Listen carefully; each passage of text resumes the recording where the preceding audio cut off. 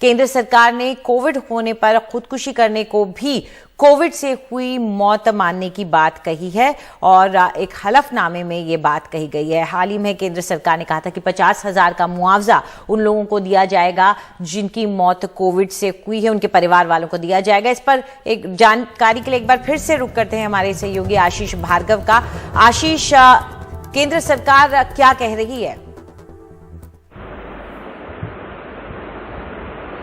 जी देखिए, यहाँ पर मुद्दा ये था कि आप मुआवजा देने की बात कर रहे हैं, लेकिन डेथ सर्टिफिकेट में, मृत्यु प्रमाण पत्र में जब तक कारण कोविड नहीं लिखा होगा कि कोविड से मौत, तो कैसे काम होगा। तो इस पर सुप्रीम कोर्ट ने कुछ आदेश जारी किए थे। तो इस पर गाइडलाइन तैयार की थी केंद्र सरकार ने, लेकिन उसमें कोविड से के कारण कोई खुदकुशी कर लेता है, आत्महत्या कर लेता है, तो उसको अलग रख दिया था कोविड की मौत से।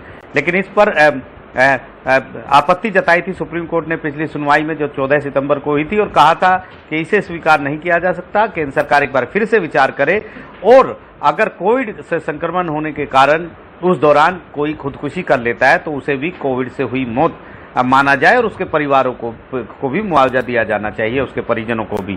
तो अब आज एक अहम सुनवाई होनी है इन दोनों मुद्दों पर, और उसी मुद्दे पर आज सुप्रीम कोर्ट की बात मान ली है केंद्र सरकार ने और कहा है कि कोविड संक्रमित होने के 30 दिन के भीतर अगर कोई खुदकुशी कर लेता है तो उसे भी कोविड से हुई मौत माना जाएगा। उसके परिजनों को, उसके परिजन जो हैं वो सरकार से मुआवजा हासिल कर सकते हैं, इंटाइटल होंगे, वो योग्य होंगे, कि हकदार होंगे कि उनको मुआवजा दिया जाए। तो एक बड़ा कदम यहाँ पर उठाया गया है सुप्रीम कोर्ट के हस्तक्षेप के बाद। जी, बड़ी राहत उन लोगों के लिए जो इस वक्त बेसहारा छूट गए हैं परिवार के किसी परिजन की मौत के बाद।